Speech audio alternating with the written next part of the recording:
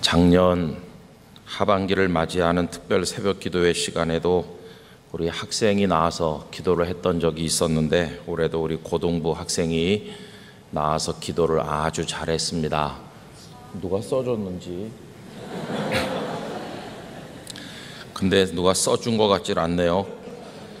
대개 어른들이 하는 기도는 그렇게 하지 않는데, 해주세요 이런 거 보니까 우리 학생다운 기도를 한 것 같아요.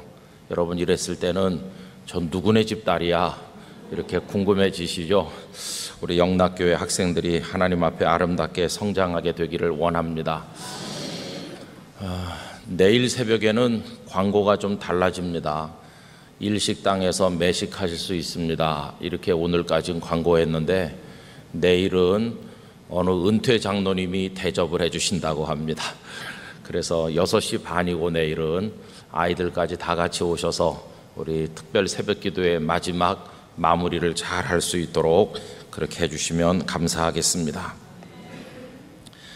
오늘 열왕기상 18장 말씀을 읽었습니다. 열왕기상 18장에는 오늘 읽은 이 놀라운 사건 바로 앞에 대단한 일이 하나 나와 있지요. 너무나도 잘 아시는 대로 아합과 이세벨이 통치하던 북왕국 이스라엘의 그 악한 시대에 하나님께서 남겨주신 하나님의 사람 엘리야가 등장을 하시고, 그 엘리야가 바알과 아세라 선지자 850명과 맞서서 영적 대결을 벌이는 광경이 그 앞에 나옵니다. 그래서 그 850대 1의 영적 대결에서 하나님께서는 엘리야의 제단에 불을 내려서 그 제물을 다 태우심으로 여호와 그분만이 참 살아계신 하나님이심을 모든 사람들 앞에 선포하시고, 엘리야는 그 위대하신 하나님의 종이라는 것을 많은 사람들이 깨닫도록 하시는 놀라운 사건이 기록이 되어 있습니다. 그리고 나서 이제 오늘 읽은 말씀이 나오는 것이죠. 오늘 읽은 본문에는 3년 6개월 동안 하나님의 진노를 받아서 우로가 끊겨서 비가 오지 않으므로 땅이 쩍쩍 갈라지고 살 수 없는 땅이 되어가던 그 죽음의 땅에 하나님께서 그 땅을 고치셔서 하늘에 비를 쏟아내려 주시는 은혜의 말씀이 기록되어 있습니다. 근데 그 앞에 나오는 것과 오늘 읽은 말씀이 아주 대조적이라는 생각이 듭니다. 왜냐하면 하나님의 불이 엘리야의 제단에 임해서 그 제물을 다 태울 때는 엘리야 선지자께서 그 제단을 만들 때 많은 물을 길어다가 그 위에 부어서 도랑에 넘치도록 물이 흘러내렸는데, 하나님의 불이 내려와서 그 물을 다 핥아서 바싹 마르게 만들었지 않았습니까?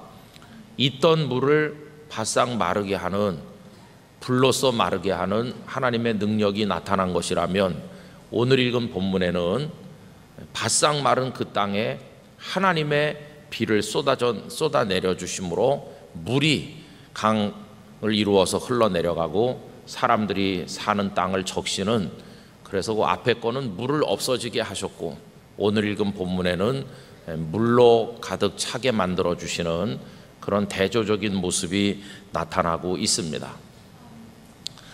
자, 그런데 여러분, 오늘 읽은 이 말씀 속에서 제목을 바다 쪽을 바라보라 이렇게 정했는데, 우리가 이걸 가지고 오늘 아침 주시는 기도 제목을 생각을 해보도록 하겠습니다. 지난번에 6월 6일 날 우리 안수 집사님들께서 남한산성 영락 수련원에 올라가셔서 수련회를 가졌습니다. 또 부부가 동반하신 가정도 있어서 그날 그 예배당을 꽉 채우고 창문을 다 열고 바깥애들도 앉으셔가지고 예배를 은혜롭게 드렸는데, 그날 우리 집사님께서 기도를 하셨는데 그 기도가 제 마음속에 남아 있습니다. 그 기도가 이런 거였습니다. 저를 위해 기도해 주시면서 성도의 숫자에 신경 쓰지 아니하고 교회 재정에 많고 적음에 매이지 않고 복음의 본질만 추구하는 목사가 되게 해주세요. 그렇게 저를 위해서 기도를 해주셨어요. 복음의 본질만 추구하는, 본질에서 떠나지 않는 목사가 되게 해달라고 기도를 하셨습니다. 제 마음에 감동이 되었어요. 근데 여러분, 주보를 받으면은 뭘 제일 먼저 보십니까?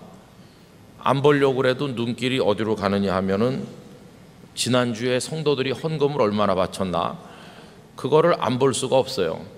왜냐하면 두 가지 이유인데, 우리 교회 헌금이 적게 나오면 교회 여러 가지 주님의 일을 감당하는데 재정이 모자라서 일을 못하게 되면 곤란하니까 관심을 안 가질 수가 없고요. 또 한 가지는 그 헌금을 보면 성도들의 생활이 곤궁하고 어려운지, 아니면은 성도들의 생활이 조금 여유가 생기는지를 알 수가 있습니다. 제가 영락교회에 와서는 그렇게 하지 않고 있습니다만은 부산에 있을 때는 어떤 성도가 헌금을 얼마를 드렸는지를 주일 저녁이면 제가 다 받아서 다 읽어봅니다. 그리고 어떤 분이 어떤 감사 제목으로 감사 헌금을 바쳤는지를 다 읽어봤어요.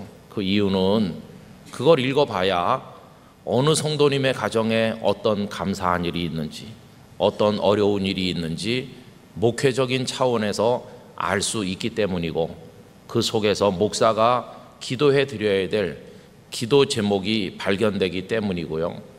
그 다음에 성도들이 하나님 앞에 드린 11조 헌금을 가만히 보면, 야, 이 집사님 가정이 요새 물질의 복을 받고 있구나, 참 감사하다, 그런 것도 알 수 있고, 또 정반대로 어느 집사님 가정이 11조 헌금을 늘 드리셨는데 어느 날 11조 헌금을 못 드리는 걸 보면 그 가정에 뭔가 문제가 생겼다는 것도 알 수가 있는 거죠. 그래서 누가 얼마나 바쳤는지를 알고자 하는 그런 마음이 아니고, 그걸 뭐 누구한테 떠버리기 위한 건 더더운 것도 아니고요. 그냥 순수한 목사의 마음으로 이제 성도들이 드린 헌금을 봄으로써 거기서 이제 목회자로서 어떤 기도를 드려야 될 것인지를 이제 알게 되기 때문에 그렇게 했었습니다. 근데 우리 영락교회에 와서는 저도 뭐 미리 알고자 하지도 않고, 그래서 그냥 주보를 보면 아, 지난 주일날 성도들이 헌금을 이렇게 하셨구나, 이렇게 아는 것이죠. 요새 우리나라 경기가 다 어렵다고들 말씀들을 하니까 그게 이제 직장을 잃는 분도 생길 것이고 뭐 여러 가지 사정으로 나타날 테니까, 그래서 이제 하나님께서 교회 복을 주시면 눈에 보이는 지표로서는 두 가지죠. 성도들이 헌금을 많이 해서 이제 교회 재정이 늘 이렇게 잘 유지되거나 혹은 늘어난다 하는 것이죠. 부산에 있을 때 IMF가 왔을 때를 빼놓고는 거의 5%, 10%, 15%, 어떤 해는 한 해 20%씩 계속해서 재정이 늘어났습니다. 그래서 하나님의 은혜 가운데 여러 가지 일들을 많이 할 수가 있었고, 또 하나의 지표는 뭐냐 하면 출석하는 성도들이 늘어나는 겁니다. 예배 오는 성도들이. 그래가지고 이제 지난주일보다 몇 분이 더 오셨다, 연초보다 연말에 출석하는 성도가 좀 늘었다, 뭐 주일학교도 늘어나고 청년들도 늘어나고, 아, 하나님께서 우리 교회에 은혜를 주시는구나, 이렇게 이제 그런 통계적 자료를 가지고 가늠을 해볼 수가 있었습니다. 근데 요즘에 이제 교회들이 10이면 9교회는 헌금이 얼마인지도 나오지 않고 또 출석 통계도 나오지 않죠. 그런데 이제 부산에 있을 때는 헌금 통계, 출석 통계를 주보에다가 다 실어서 이제 성도들이 보실 수 있게 했어요. 성도들이 보시고 출석이 줄어들었으면 영적으로 긴장을 하고 깨어서 기도하고, 줄면 준 대로 하나님 앞에 엎드려야 되는 것이고, 출석이 늘면 는 대로 이 하나의 교회 건강 상태를 체크하는 지표와 같으니까 마치 병원에 가면 혈압을 재고 체온을 재는 것처럼 이제 그렇게 했었습니다. 우리 집사님께서 그런데 신경 쓰지 않고 복음의 본질만 추구하는 목사가 되게 해달라고 기도해 주셔서, 그래, 그게 중요하지, 겉으로 드러나는 그게 절대적인 것은 아니지 하면서 이제 제 마음을 다시 한번 이제 새롭게 가지게 되었습니다. 근데 제가 부산에 가서 이제 목회를 처음 할 때요, 도무지 아무 성도들이 반응이 없어요. 왜냐하면 제가 우스운 소리를 하면 좀 웃기도 하고 좀 심각하게 하면 같이 심각해지고 그래야 되는데 제가 무슨 얘기를 해도 언제나 가만히 이렇게 있어요. 그리고 예배 끝난 다음에 나가면서 하시는 말씀이 이런 거였습니다. 뭐 은혜를 받았다는 둥, 뭐 오늘 말씀이 어땠다는 둥 그런 얘기를 하시는 게 아니고 서울에서 목사를 데려오길 잘했어. 사투리를 안 쓰니까 참 좋아. 그래서 이게 전혀 이게 안 맞는 거예요. 제가 듣고 싶은 얘기는 그런 얘기가 아니고, 그래서 이게 참 답답한 거예요. 그래서 매주일 주보를 들여다보는 거죠. 교인이요, 한 명도 안 들어요. 한 명도. 부임해가지고 첫 해도 뭐 그 다음에도 어쩌면 이렇게 교인이 한 명도 안 늘 수 있을까? 전도도 안 되고 일부러 안 하려고 그래도 힘들 텐데, 야, 참 이상하다. 근데 여러분, 그 주보에 나타난 통계 숫자가 오늘 본문과 연결해서 말해보면 뭐와 같은지 아세요? 바다 쪽과 같은 거예요. 바다 쪽. 지금 사환을 시켜서 엘리야가 바다 쪽을 바라보라고 그래요. 왜냐하면 바다 쪽을 바라볼 때 뭐가 나타나길 기대합니까? 구름이 나타나길 기대하잖아요. 지금 3년 6개월 동안 비가 하나도 안 와가지고 다 죽게 됐는데, 하나님께서 비를 쏟아 주셔야 되는데 비가 오려면 구름이 있어야 되는 거잖아요. 구름이 나타났나 보라 하는 거예요. 구름이 나타난다는 것은 이제 비가 올 거고 뭔가가 지금 잘 되고 있다는 하나의 증거 아니겠어요? 그러니까 주보의 통계를 보면 교인이 늘고 있네, 잘 되고 있는가 보다, 재정이 늘고 있어, 잘 되고 있는가 봐, 하나의 지표가 되듯이 바다 쪽을 쳐다보면서 구름이 나타나기를 기다리는 거죠. 근데 오늘 이제 이 주간에 우리 눈 여소서 그런 주제로 같이 말씀을 나누면서 눈 혹은 본다 이런데 이제 초점을 맞춰서 제목을 정하다 보니까 바다 쪽을 보라 이렇게 했지만, 사실은 오늘 본문의 중심 주제에 따라서 제목을 다시 정한다면 바다 쪽을 볼 게 아니고요, 엎드려야 되는 것이죠. 엎드려요. 여기 우리가 놓쳐서는 안 될 게 있습니다. 바다 쪽을 바라본 사람은 누군가요? 엘리야인가요? 사환인가요? 사환이 바라보는 겁니다. 사환을 시켜서 너는 바다 쪽을 보라. 처음에 한번 보고 오게 했는데 아무것도 나타나지 않았어요. 그걸 여러 차례 반복하기를 7번까지 하죠. 7번째 가서 사환이 와서 하는 말이 사람의 손만한 요만한 구름이 나타났습니다. 마치 뭐와 같으냐 하면 목회 1년차, 목회 2년차, 목회 3년차, 목회 6년까지 가도 아무 변화도 없고 부흥도 없고 침체되어 있는 아무것도 나타나지 않은 것과 똑같아요. 그런데 목회 7년차에 갔더니 손바닥만한 뭔가가 나타난 거예요. 교인이 조금 늘었고 성도들의 형편도 조금 펴졌고 뭔가 조금 되는 것 같은 증거가 손바닥만하게 나타난 것과 똑같아요. 그러면 6년 차까지는 뭐가 문제였고 7년 차에는 뭐가 달라졌을까? 여러분, 7년 차쯤 가서 하나님의 응답이 있는 거죠. 그죠?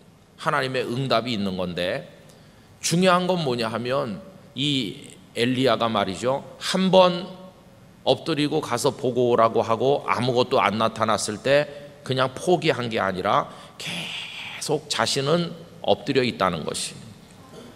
그럼 보십시오. 성경에 등장하는 여러 가지 사람의 자세 가운데서 가장 불편한 자세, 거의 불가능한 자세를 하나 고른다면 저는 오늘 이거라고 생각합니다. 집에 가서 한번 해보시기 바랍니다. 침대 위에 푹신한 데 올라가서 무릎 꿇고 앉아서, 무릎 꿇고 앉는 거야 누구나 다 하죠. 그런데 얼굴을 무릎 사이에 넣는 거 해보시기 바랍니다. 그거 잘 되는 분 있으면 제가 밥 한 그릇 사드릴 용기가 있습니다. 나이가 한 30, 40 넘으면요, 얼굴이 무릎 사이에 들어가는 사람은 아마 무슨 유연한 체조 선수나 리듬 태조 선수쯤 돼야 가능하지, 정상인 사람은요 무릎은커녕 가슴까지도 안 될 거예요 이게. 근데 엘리야가 얼굴을 무릎 사이에 넣고 엎드렸다. 그럼 뭐가 보일까요? 아무것도 안 보이죠. 뭐 지금 비가 오겠다고 하는 증거는 어디를 봐야 알 수 있습니까? 하늘을 봐야 알 수 있는 겁니다. 그럼 하늘을 봐야 되는데 하늘은 사환 보고 바라보라 그러고 엘리야 자신은 어딜 보고 있나요? 엎드려서 땅바닥을 내려다보고 무릎 사이에 있는데 아무것도 안 보이는 거죠. 그러나 사실은 아무것도 안 보고 있는 게 아니라 무릎 사이에 얼굴을 파묻고 엎드린 엘리야는 온 힘을 다해 가지고 하나님을 바라보고 있는 겁니다. 하나님을 바라보면서 엘리야는 하나님을 바라보고 사환은 바다 쪽을 바라보는 거예요. 바다 쪽에 손만한 구름이 나타나기까지 먼저 있는 게 뭡니까? 누군가는 하나님을 바라보고 엎드리는 게 있었기에 그 다음에 바다 쪽에 구름이 나타나는 거예요. 여러분, 주보에 성도가 늘어났어요, 뭐 헌금이 늘어났어요, 교회가 활발해졌어요, 이런 눈에 보이는 구름 같은 증거가 나타나려면 그 전에 뭐가 먼저 있어야 됩니까? 하나님 앞에 엎드리는 게 선행되지 않으면 안 되는 거죠. 여러분, 저는 이것을 또 조금 다른 말로 표현하면 골방과 광장의 이야기라고 말할 수 있다고 생각합니다. 광장은 사람들이 많이 모이는 곳이에요. 우리식으로 말하면 이 회중이 다 같이 모이는 예배당이라고 할 수 있어요. 예배당에 갔는데 요 앞에만 너댓 사람밖에 안 앉아 있더라. 그런데 어느 날 가니까 꽉 차게 성도들이 오셨더라. 그러면 얼마나 기분이 이렇게 좋아지겠어요. 와, 많은 분들이 오셨어. 근데 여러분, 여기가 사람들이 많이 모이는, 회중이 많이 모이는 장소고 사도행전식으로 말하면 광장이라고도 할 수 있어요. 예루살렘 오순절에 그 예루살렘 성전 앞에 광장에 많은 순례자들이 가득 차게 모인 것과 비슷한 거죠. 그러면 베드로 사도가 나가셔서 그 광장에 각 나라에서 온 순례자들을 향해서 예수님의 십자가와 부활의 복음을 선포했더니 하루에 3,000명이나 세례를 받고 주께로 돌아와 제자가 됐는데, 그 광장의 기적, 손바닥만한 구름 정도가 아니라 막 그냥 엄청난 구름이 몰려오는 것 같은 증거가 보이는 거 아닙니까? 근데 그 광장의 기적이 눈에 보이려면 그보다 먼저 있어야 될 게 뭔가요? 골방의 역사가 있어야 되는 거죠. 골방. 그 골방이 어디였습니까? 다락방이었습니다. 제자들에게는. 다락방에 예수님 승천하신 이후에 제자들이 모여서 거기서 하나님의 약속하신 성령님이 임하시기를 눈물로 기도하며 기다렸잖아요. 골방에 엎드림이 있고 난 그 다음에 광장의 부흥이 나타났어요. 광장의 부흥이 나타나려면 반드시 골방의 사건이 선행되지 않으면 안 됩니다. 여러분, 이건 예수님께서 보여주신 거죠. 예수님께 광장은 어디입니까? 바닷가 혹은 또 들판 혹은 또 길거리, 가버나움 길거리에 많은 사람들이 인산인해를 이루고 그 다음에 바닷가에 수천 명의 사람이 모이기도 하고 어떤 때는 수만 명이 모이기도 하는데, 그 광장의 부흥을 가져오기까지 예수님께 먼저 있었던 것은 골방인데, 예수님의 골방은 새벽 미명에 홀로 산에 올라가셔서 하나님을 배웁는 바로 그것이었습니다. 그래서 우리 화가들이 그린 성화들 가운데서 가장 감동적인 것 중에 하나가 겟세마네 동산의 바위라고 생각되는 그 위에 예수님이 이렇게 손을 얹고 고개를 들어 하나님을 우러르는 모습으로 부르짖는 그 모습을 그린 그림이 있어요. 여러분, 주님께도 골방이 있었던 것입니다. 오늘 본문의 표현대로 한다면 엎드림이 있었습니다. 하나님을 바라보는 게 먼저 있었기에 사람들이 모이는 광장에 놀라운 말씀의 능력과 이적이 나타난 것입니다. 그러니까 저 같은 목사로 말하자면 성도님들이 모이는 이 예배당 안에 다 같이 모이는 이 자리에 뭔가 하나님의 역사가 나타나려면 그 목사에게 선행되어야 될 게 뭡니까? 골방에 엎드림이 있어야 되는 것이죠. 그래서 사환 보고 바다 쪽을 보라 이렇게 하기 전에 엘리야 선지자께서는 엎드려서, 그래서 하나님을 배웁는 부르짖음, 그 기도, 그게 있었던 것을 알 수 있어요. 우리 영락교회 성도 여러분, 이제 하반기를 향해 출발해 나가실 때 여러분들이 회사에서 일을 하시든 자녀들이 공부를 하든 뭘 하든지 눈에 보이는 하나님의 축복의 증거들, 구름 같은 것들이 여러분의 삶에 나타나기를 원하신다면 그 전에 먼저 하나님을 배우기 위해 엎드리시기를 바랍니다. 거기서 부르짖으시기를 바랍니다.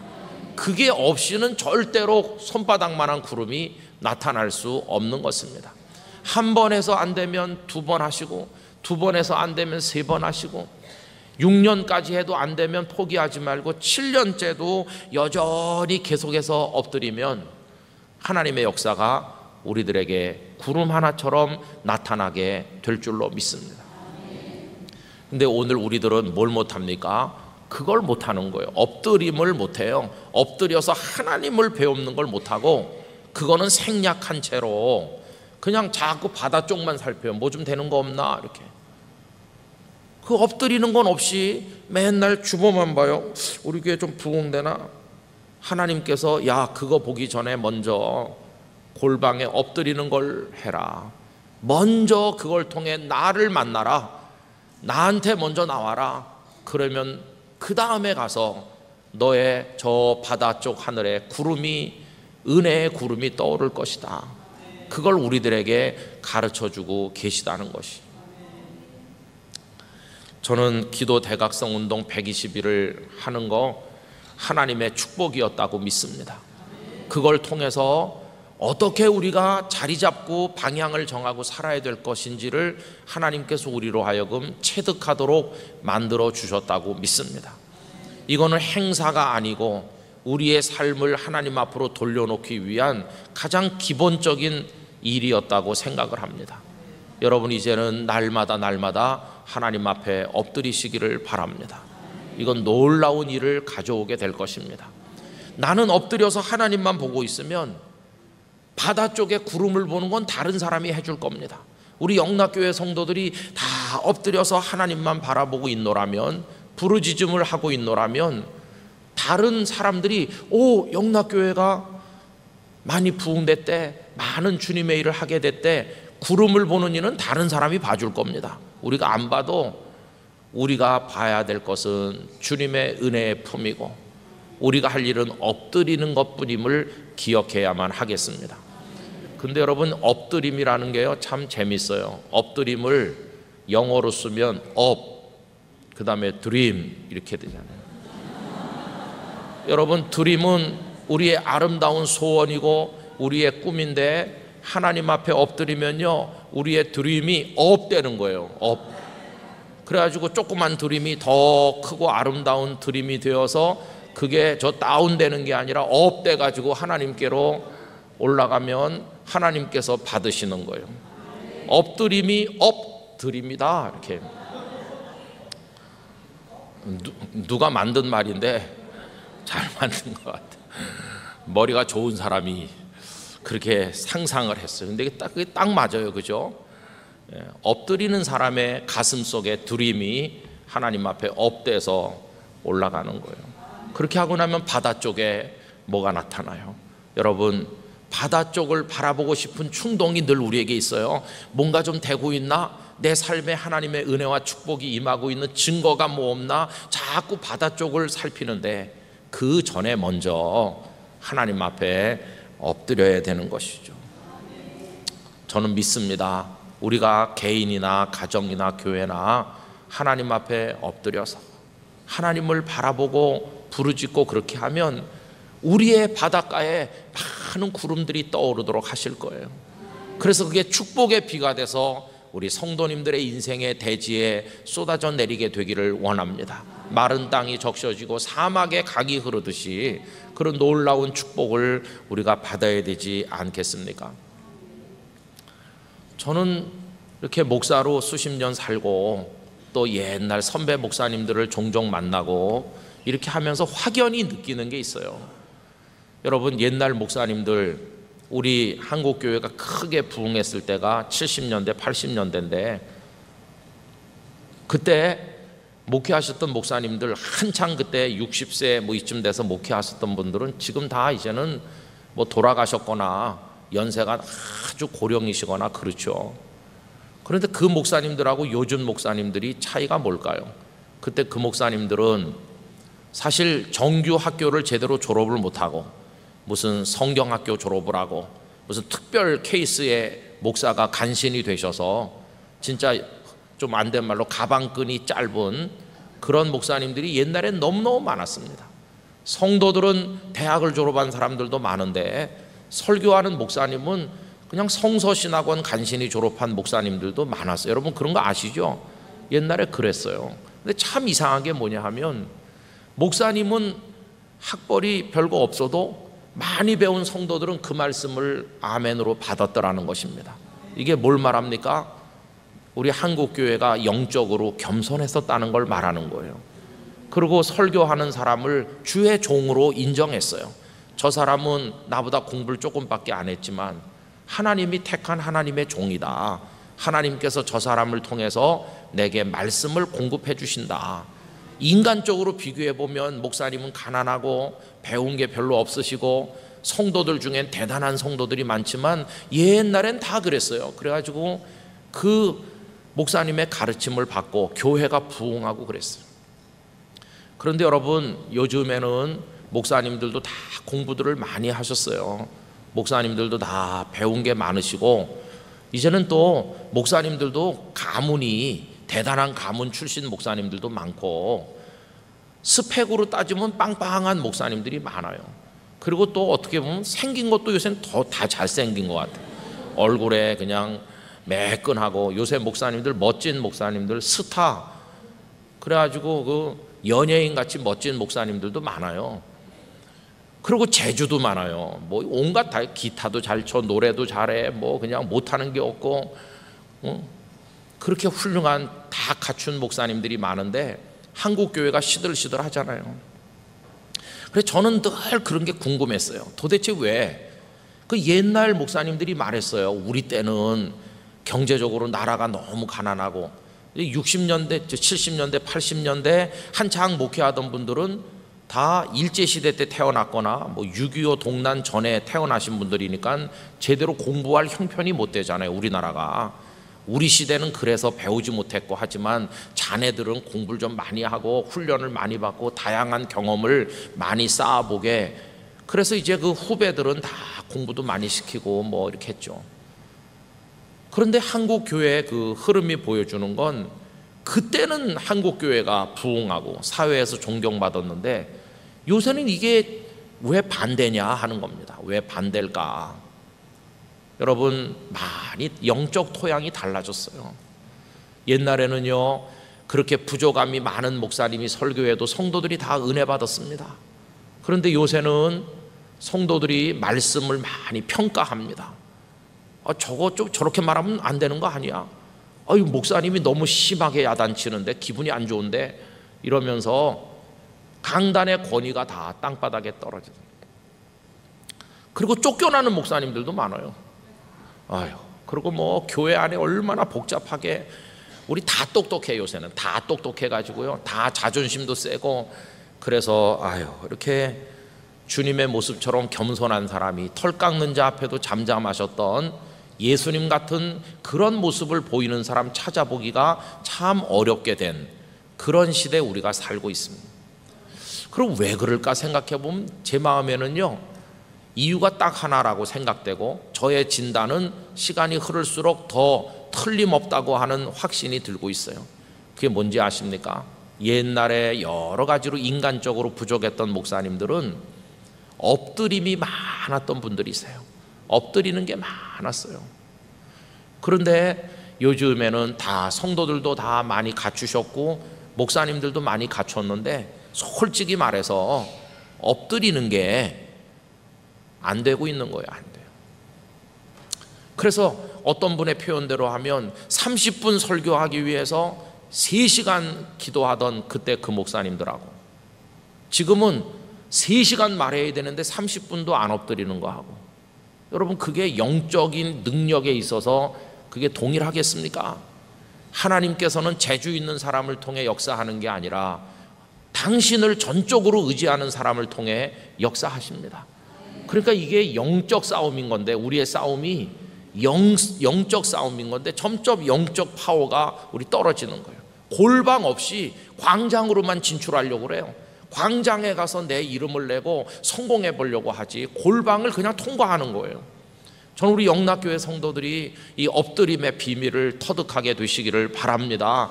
거기서 주님을 내가 바라보고 엎드려 있으면 바다 쪽에 구름이 뜨는 건 다른 사람들이 본다니까요.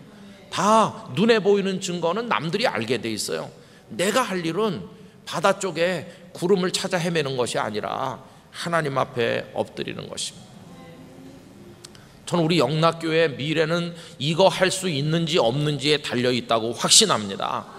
여러분, 그래서 120일 기도 대각성을 통해 이제 시동을 걸게 하신 것이고, 여러분 앞으로 계속 여러분 자신을 위해서나 어려운 대한민국의 현실과 우리 교회들과 우리 자녀들의 미래를 위해서 엎드리시기를 바랍니다. 이게 너무너무 간절한 것이에요. 엎드리면 아무것도 못 보나 하나님을 본다고 그러잖아요. 하나님을 바라보고 있으면 남들은 바다의 구름을 바라보게 되는 것이죠. 조금 있으면 비가 쏟아져 내리는 증거가 나타날 것이고, 땅이 홍건하게 젖는 게 나타날 것이고, 땅이 막 발이 푹푹 빠질 만큼 비가 많이 쏟아지고, 조금 있으면 그 메말랐던 땅에 곡식이 파랗게 올라오는 증거가 보일 것이고, 나중엔 그거 추수를 해서 먹게 될 것이고, 여러분 우리 영락교회 성도들이 엎드리면요, 그렇게 연쇄적인 하나님의 은혜의 증거들이 우리 교회 안에 쭉 나타날 줄로 믿습니다. 교회 보이는 부분이나 보이지 않는 부분이나 우리 사역이나 성도들의 가정이나 우리 자녀들이나 모든 면에 하나님의 축복이 연쇄적으로 일어나게 되기를 기원하는 것입니다. 그 출발점은 엎드리는 거다, 이렇게 생각을 하는 것이죠. 그래서 오늘 이 말씀을 엊그제부터 계속 마음속으로 떠올리면서 저 자신을 향해서 다짐하는 겁니다. 김 목사, 너부터 기도의 삶을 더 많이 살아라. 새벽에 나와서 기도하는 건 물론이고, 너의 모든 순간순간에 강단에 올라가기 전에, 광장에 서기 전에, 증거를 찾으려고 하기 전에 네가 먼저 엎드려라. 그런 마음을 저 자신에게 하는 것입니다. 여러분, 기도 많이 하는 사람을 당할 사람은 아무도 없어요. 그 사람이 누구이든지 간에 기도 많이 하는 사람을 이길 사람은 없는 것이에요. 왜냐하면 하나님은 그 사람의 편에 서 계시기 때문이에요.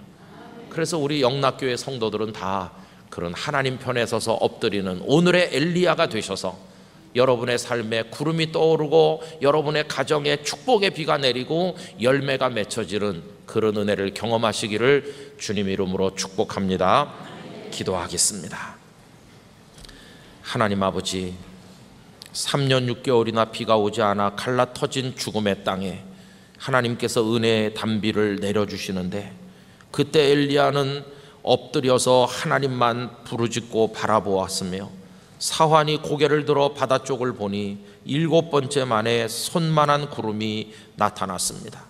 아버지 하나님, 저희들은 엎드림 없이 바다 쪽만 바라보고 있는 건 아닌지, 골방 없이 광장으로만 진출하는 것은 아닌지, 그리고 하나님을 원망하는 것은 아닌지 생각해 보게 하시고, 우리 모두가 엎드려 우리 가슴 속에 하나님을 모셔드리도록 인도해 주옵소서. 기도의 능력을 주시옵소서. 영락교회가 엎드림으로 한국교회가 살게 되는 역사를 허락해 주옵소서. 이제 특세가 내일 하루 남았습니다. 다 같이 나와 유정의 미를 거두게 하시고, 이번 새벽 기도회를 위해 봉사하고 수고한 분들에게 하나님의 만복을 내려 주시옵소서.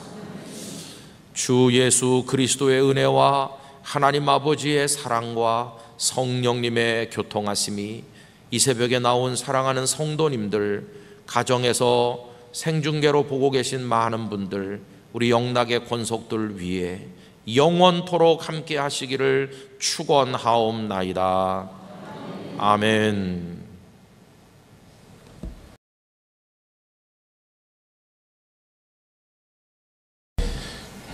오늘 기도해 준 우리 대학부 자매 감사합니다. 또 식사를 대접해 주시는 우리 고상우 장로님 가정에 또 감사를 드리고요. 우리 호산나 찬양대가 다음 주간 7월 4일부터 일본에 가서 하나님을 찬양하게 될 것입니다. 그래서 오늘 아침에 특별 찬양을 했는데 여러분들께서 많이 기도해 주시고 또 격려해 주시기를 부탁을 드리겠습니다. 한 주간 동안 또 차량 안내해 주시고 주방에서 음식을 장만하시고 이 일을 위해 여러 가지로 수고하신 분들이 너무너무 많으신데 그 모든 분들에 대한 감사를 담아서 한번 크게 박수하도록 하겠습니다. 감사합니다.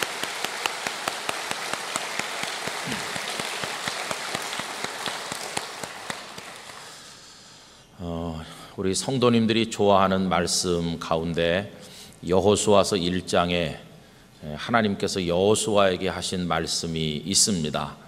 강하고 담대하라 이렇게 하셨어요. 모세께서 40년 동안 백성들을 인도하시다가 이제 하나님께로 가시고 백성들이 정신적인 공황 상태에 빠졌습니다. 물론 여호수아가 후계자가 될 것을 알고는 있었지만 그 일이 막상 현실로 다가왔을 때 도대체 어떻게 저 여호수아가 우리를 인도할 수 있을까? 모두가 다 슬퍼하면서 주저앉아 있었는데 그런 마음은 여호수아도 마찬가지였습니다. 어떻게 내가 이 백성들을 인도할 수 있나? 아마 백성들이 느끼는 좌절보다 그 일을 감당해야 될 여호수아 자신이 느끼는 두려움은 훨씬 컸을 것이라고 생각이 듭니다. 그런데 하나님께서 여호수아에게 그 1장 앞부분에 보면 3번 반복하셔서 강하고 담대하라, 강하고 담대하라 이렇게 말씀을 하셨어요. 저는 그 말씀을 그냥 별 깊은 생각 없이 읽었습니다. 그렇지, 하나님께서 함께 계시면 강하고 담대한 게 맞지. 강하다는 말과 담대하다는 말을 구분해서 생각하지를 않고 강하면 당연히 담대한 거지 생각을 했었습니다. 그런데 언제부터인지 곰곰이 묵상을 해보니까 강한 거하고 담대한 거하고 똑같은 게 아니라는 것을 깨닫게 됐습니다. 강하다는 것은 현실 혹은 사실과 관계된 것입니다. 그러나 담대하다는 것은 다분히 영적이고 또 마음의 문제라는 사실을 알게 됐습니다. 그래서 여러분, 강하고 담대한 사람이 있는가 하면 강하지만 담대하지 못한 사람도 있을 수 있다는 걸 알게 됐어요. 출애굽기 1장에 보면 이스라엘 백성들이 애굽에서 이제 살아가는데 그들이 노예가 되지 않았습니까? 그런데 참 재미난 표현이 있어요. 그 애굽의 왕 바로가 이스라엘 백성들을 두려워한다는 겁니다. 왜냐하면 이스라엘 백성들이 강하고 숫자가 많기 때문에. 그래서 그 바로 왕이 신하들을 불러 모아 가지고 의논합니다. 저 백성들이 우리보다 강하도다. 이대로 계속 나가다가는 큰일 나겠다. 이래서 그들의 힘을 좀 뺄 필요가 있겠다. 그 방법이 그들을 끌어다가 노역을 시키고 아기를 낳으면 죽게 만들고 이제 이렇게 해가지고 이스라엘 백성들을 억압할 생각을 한 겁니다. 그러면 여러분, 그 표현대로 한다면 이스라엘 백성들이 그때 약했습니까? 강했습니까? 상당히 강했다는 걸 알 수 있습니다. 왜냐하면 바로 왕도 두려움을 느낄 만큼 바로 자신의 입으로 저들이 우리보다 강하다 할 정도로 이스라엘 백성들은 강했습니다. 그런데 뭐가 문제였습니까? 그들의 마음은 물같이 다 녹아내려서 강하지만 담대하지 못했습니다. 끄는 대로 끌려가서 부리는 대로 마치 짐승처럼 일할 수밖에 없는 처지로 떨어졌죠. 그래서 제가 강하면 담대한 사람도 있고 강하지만 담대하지 못한 사람도 있구나, 이런 생각을 하게 된 것이죠. 그러면 이제 또 바꿔서 강하지 못한 사람을 약한 사람이라고 합시다. 그 약한 사람에도 두 가지가 있겠다. 하나는 약하니까 담대하지 못한 사람. 당연하겠죠. 나는 약해. 그러니까 당연히 담대하지 못하고 겁을 집어먹고 그러겠죠. 그건 거의 대부분의 사람이 다 그래요. 그런데 정말 매력적인 모델이 하나 등장하는데 약하지만 어떤 사람이 있을까요? 담대한 사람이 있는 거예요. 약하지만 담대해요. 그걸 갖다 좀 약간 저속한 말로 뭐라 그러는지 아세요? 그 사람 깡이 좋아, 그렇게 말해요.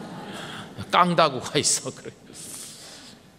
아마 소식을 들으셔서 아시겠지만 우리 영락교회와도 깊은 관계가 있으셨던 김동호 목사님께서 암을 앓고 있습니다.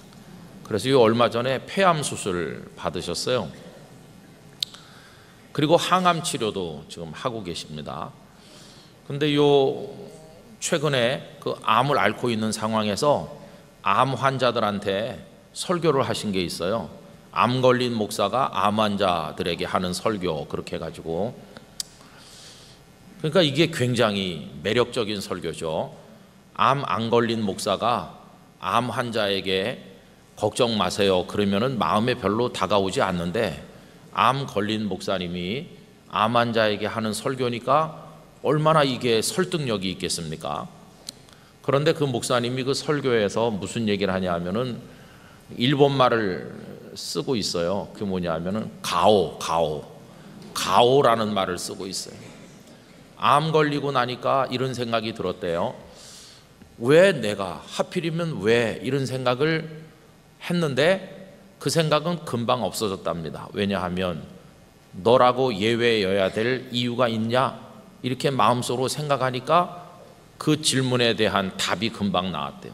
왜 나에게 이렇게 했는데 뭐 너라고 예외일 이유가 있어? 이렇게. 여러분 폐암 그러면은 이렇게 하시는데, 저는 갑상선 암이었거든요. 그거는 이건 암도 아니야. 그러니까 저는 암 환자에게 설교할 자격이 아직은 없는 것 같습니다. 갑상선 그까짓 걸 무슨 암이라고 이러니까. 근데 여러분 갑상선 암도 죽는 사람도 있다는 건 알아두시기 바랍니다.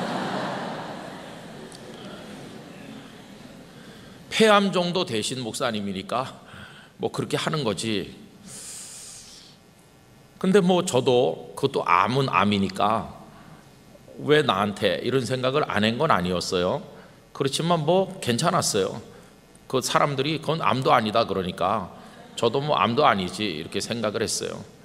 보니까 이제 뭐 별거 아닌 것 같아요. 지금까지 멀쩡하게 잘 살고 있는 거 보니까 혜택도 많이 보고 있습니다. 뭐 치료받을 때 무조건 5%만 내니까 6개월치 약값이 1,000원도 안 되는 기적을 경험하면서 살고 있는 중이죠. 그렇지만 저를 부러워하지는 마시기 바랍니다. 근데요, 그 목사님이 그러시는 거예요. 하필이면 왜 내가? 여러분 이게 뭡니까? 다 강한 줄 안다는 거예요. 나는 강해. 나는 아플 리가 없어. 내가 왜? 다 그런다는 거예요. 그러다가 어느 날 나도 예외가 아니라는 걸 알게 돼요. 나도 결코 강하지 않다는 걸 알게 되는 순간 모든 사람들은 큰 충격을 받게 되는 거죠. 여러분 강하고 약한 것을 무엇을 따라서 구분합니까? 이 세상에서는 손에 쥔 게 많으면 강하다고 그래요. 여러분 여기 지금 아람 군대 얘기가 나오는데, 아람이란 나라는 분열 왕국 시대 참 이스라엘 백성들을 힘들게 했던 나라입니다. 그리고 실제로 강했습니다. 그 앞장에 5장에 보면은 아람의 군대 장관 나병 걸린 누가 나오죠? 나아만이 나오죠. 나아만이 자기 왕의 이름으로 이스라엘 왕에게 편지를 써서 그 병을 고치라 이렇게 하는 문제가 나오지 않습니까? 근데 보면은 그 이스라엘에 가서 치료받아야 되겠다는 생각을 어떻게 하게 됐나요? 그 나아만의 집에 이스라엘에서 끌려온 계집아이가 하나 여종처럼 살고 있죠. 시녀처럼. 근데 그 이스라엘 처녀가 우리 주인께서 이스라엘에 계셨더라면 나을 수 있었을 텐데 하니까 귀가 번쩍 뜨여가지고 알아보니까 이스라엘에 가면 엘리사라는 선지자가 계시고 엘리사를 만나면 나을 수도 있을 텐데, 그래서 이제 왕의 이름으로 친서를 받아가지고 간 거 아닙니까? 그것만 봐도 나아만 장군의 집에는 이스라엘 처녀가 계집종처럼 살고 있는 걸 보면 아람이 강하니까 쳐들어와서 이스라엘 사람들을 잡아갔다는 걸 알 수 있어요. 아람은 강합니다. 강하다는 건 손에 쥔 게 많은 거니까 그 사람들은 무기도 많고 군사도 많고 가진 게 많아요. 근데 그거는 오늘도 똑같아요. 오늘날도 나는 강해, 나는 약해, 이걸 뭘 가지고 사람들이 판단합니까? 가진 거 많으면 강하다고 생각해요. 그 속엔 재물도 있고 지식도 있고 뭐 여러 가지 배경도 있고 뭐 능력도 있고 다양하겠지만 어쨌든 그런 걸 많이 가진 사람들은 자기가 강하다 이렇게 생각해요.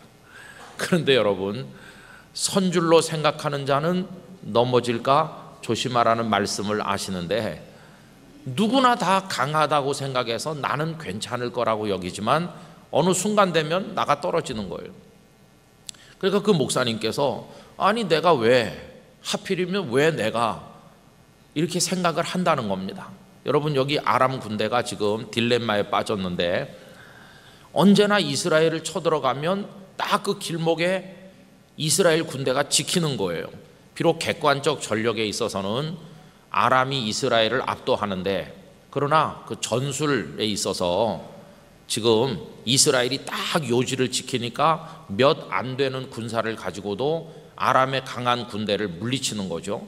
아니 어떻게 우리가 몰래 의논한 전략을 저 이스라엘이 알고 있느냐, 우리 중에 첩자가 있는 게 틀림없지 않느냐. 아람 왕이 화가 많이 났어요. 그랬더니 어떤 신하가 그게 아니고 이스라엘에는 엘리사라는 사람이 있는데 왕께서 침실에서 은밀하게 말씀한 것도 그 사람이 다 알고 있습니다. 이렇게.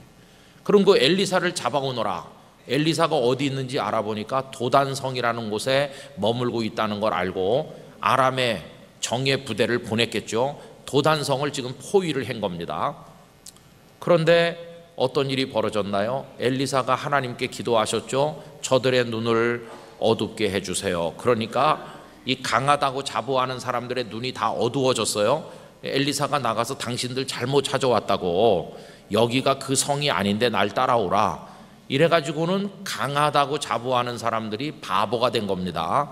그래가지고 엘리사를 따라가지고 갔어요. 근데 엘리사가 눈을 뜨게 해달라고 해서 다시 눈을 이 사람들이 뜨고 보니까 자기들이 이스라엘의 수도인 사마리아 성 안에 들어와가지고 정신 차려보니까 이스라엘 군사들이 다 활을 겨누고 있고 뭐 그러겠죠.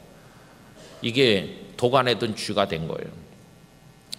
여러분, 강하다고 자부했어요. 이번에 병력도 많이 동원했고 우리는 첨단 무기가 있고 엘리사 그 사람 잡아오는 거는 아무것도 아니야. 도단성 단숨에 무너뜨리고 엘리사를 잡아다가 왕에게 바치겠다. 그런데 여러분, 아무리 강해도 눈이 탁 어두워지는 순간 바보가 된 거예요. 약자가 됐어요. 여러분, 우리가 지금 가진 거 많다고 나 강해 그러는 분이 우리 성도님들 중에 있다면 그 생각을 내려놓으셔야 돼요. 언제 어떻게 내가 약하다는 걸 발견하게 될지 알 수 없습니다. 그걸 발견하는 순간 충격을 받는 거예요. 아니 내가 왜? 근데 예외인 사람이 있습니까?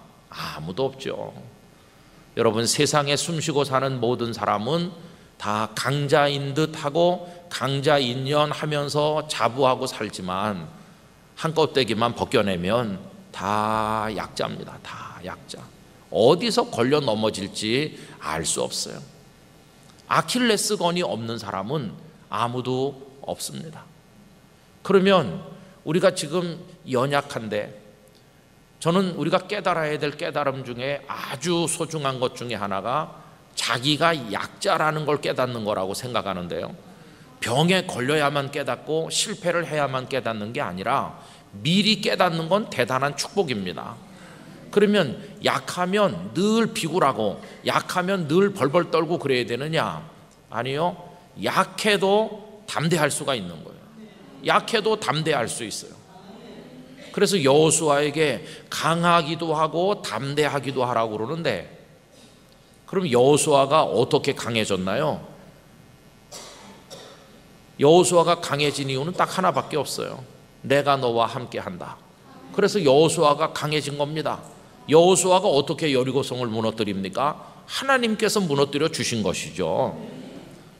여러분, 그렇게 생각하면 우리가 연약하지만 하나님으로 인하여 강해질 수 있어요. 그러나 잊지 말아야 될 건 뭡니까? 그건 하나님 덕에 강해지는 거지 하나님 빼고 생각하면 나는 어떻습니까? 한없이 연약하다. 한없이 연약하다는 걸 알아야 되는 거죠. 근데 연약하지만 비굴하지는 않고 담대한 것이죠. 어떻게 담대합니까? 그것도 원리가 똑같아요. 여러분, 여호수아도 그렇고 오늘 본문에 등장하시는 엘리사도 강했느냐 약했느냐를 가지고 따지면 다 약하신 분들이세요. 엘리사 선지자 무슨 군대를 거느린 사람이 아닙니다. 이분이 돈이 많은 분도 아닙니다. 엘리사는 가난했습니다. 그가 가난했다는 증거는 여러 군데 있어요. 요즘식으로 말하면 신학교 교장 선생님이었는데 그 신학생들, 그때 그 선지자의 생도들이 얼마나 가난한지 몰라요. 먹을 게 변변치 않아 가지고 산에 가서 풀 뜯어다 국 끓였는데 독초를 갖다 잘못 끓여가지고 어려움 당하는 얘기, 있을 곳이 없어가지고 집을 좀 늘려 짓는데 도끼가 없어서 빌려다가 하다가 그게 물에 빠지는 바람에 탄식하는 얘기, 이런 거 보면은 엘리사가 가난하다는 걸 알 수 있어요.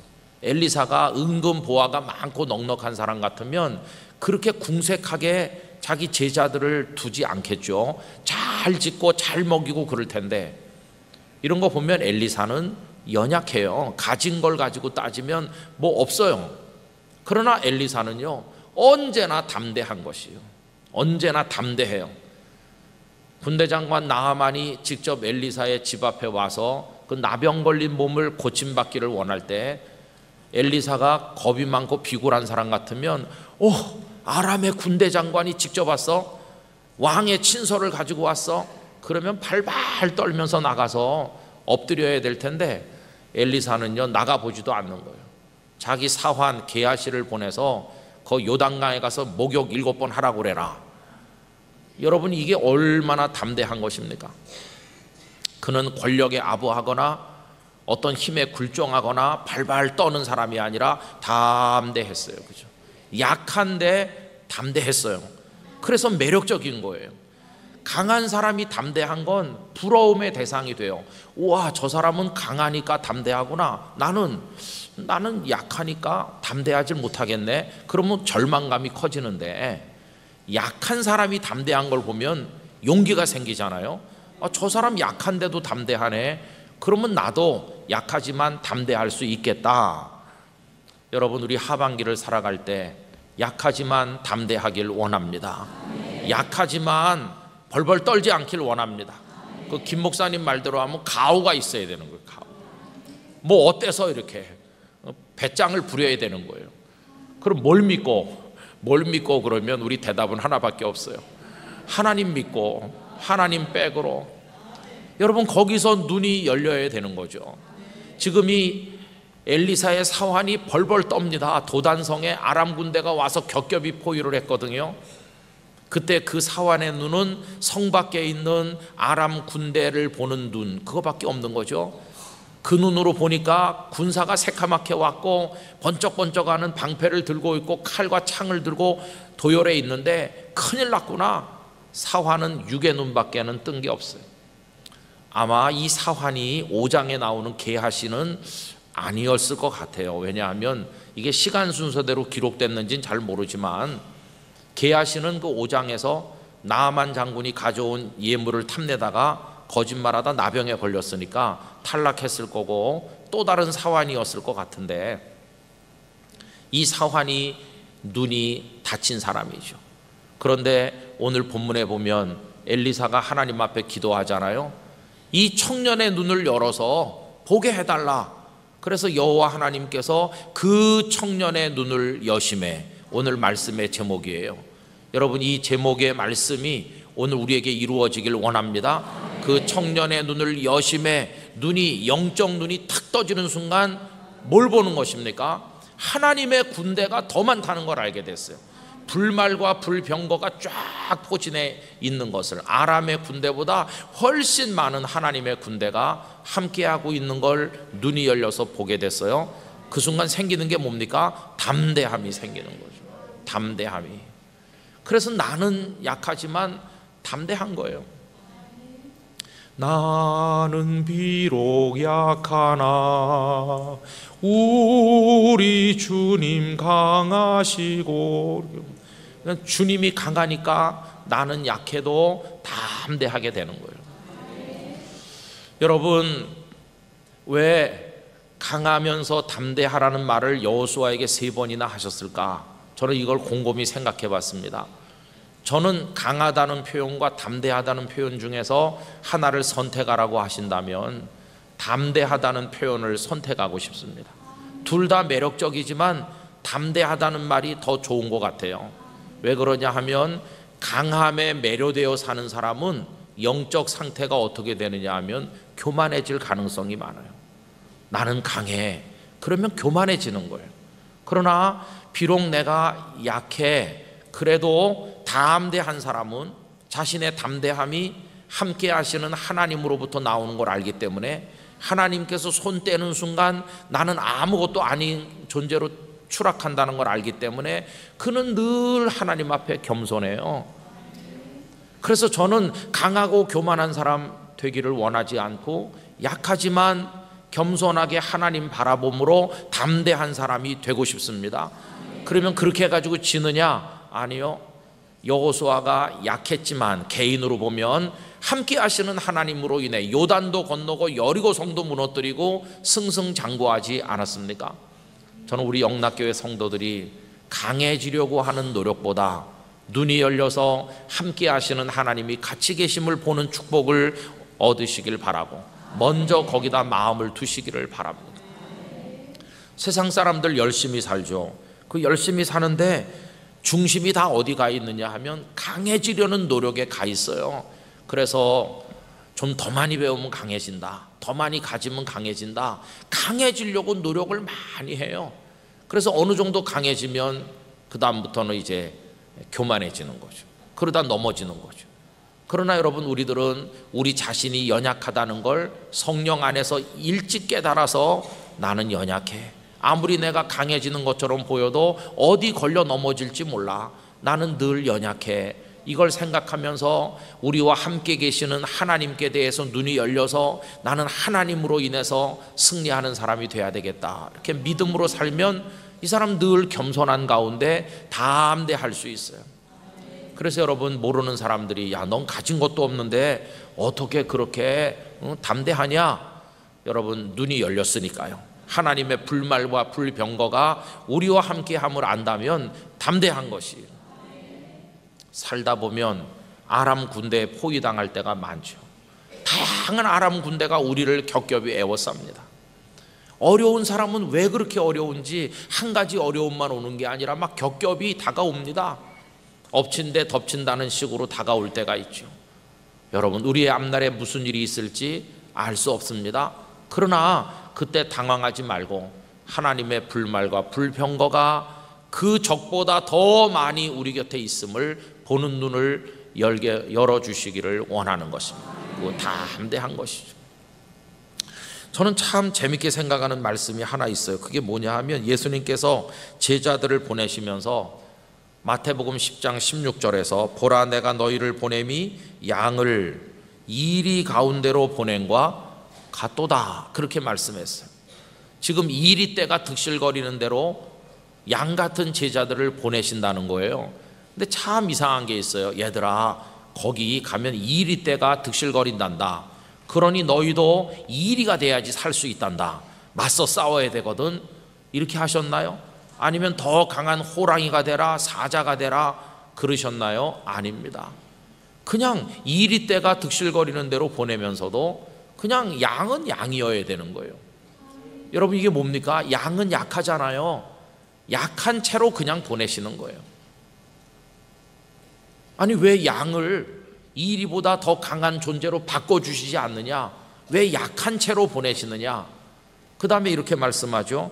그러므로 너희는 뱀같이 지혜롭고 비둘기같이 순결하라. 그럼 양이 지혜가 있어서 살아남는 건데, 여러분, 양의 지혜가 뭡니까? 양의 지혜는 딱 하나입니다. 목자를 졸졸 따라다닌다는 겁니다. 이리 때가 득실거려도 양이 살아남을 수 있는 비결이 뭐예요? 거기 목자가 떡하니 있고 목자 옆에 양이 있기 때문인 것입니다. 양이 가진 최고의 지혜는 목자가 가는 대로 따라다닌다는 것입니다.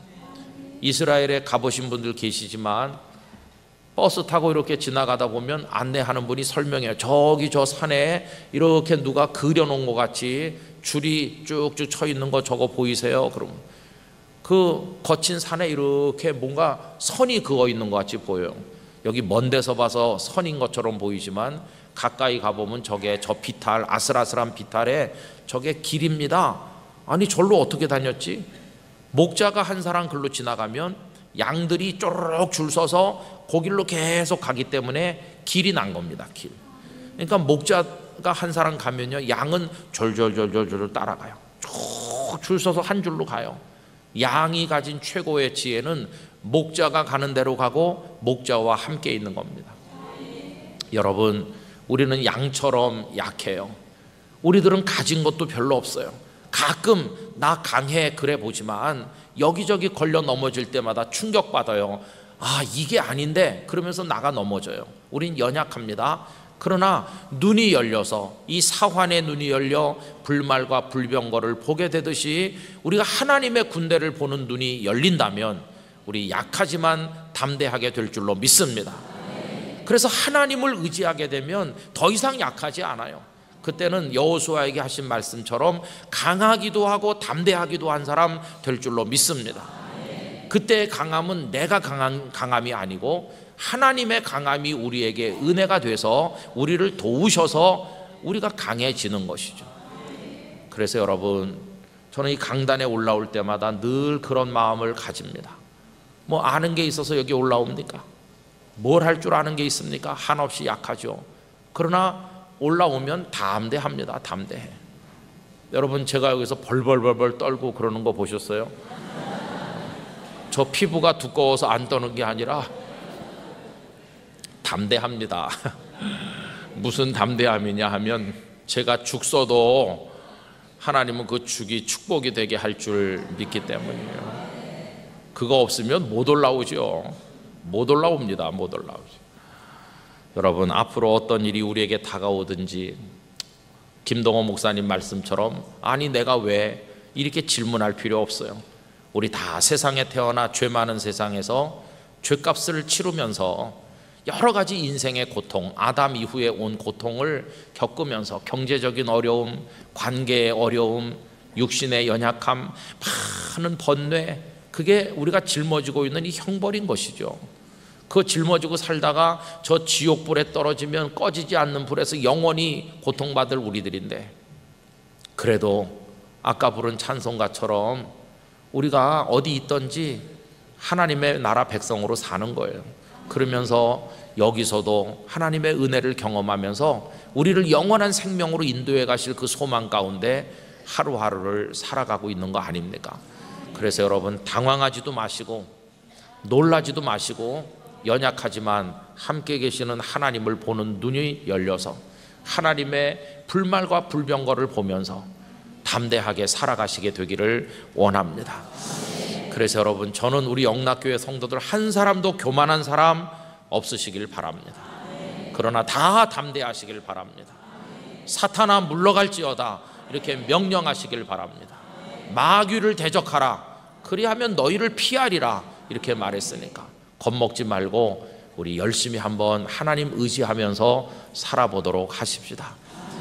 어려움도 우리에게 축복으로 바뀔 것이고 고난을 통해 받는 은혜가 풍성할 것이고 승리하게 될 때 싸워보지 않은 사람 모르는 짜릿한 기쁨을 우리가 경험하게 될 줄로 믿습니다.